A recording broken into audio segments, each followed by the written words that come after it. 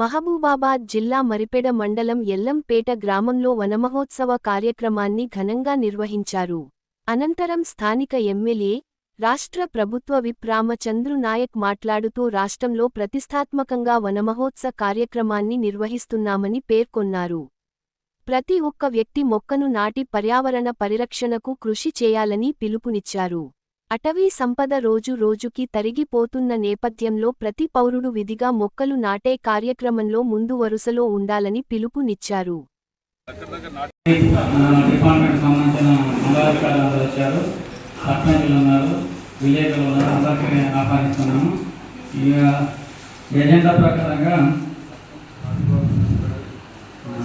సర్పంచ్ కాని వాళ్ళు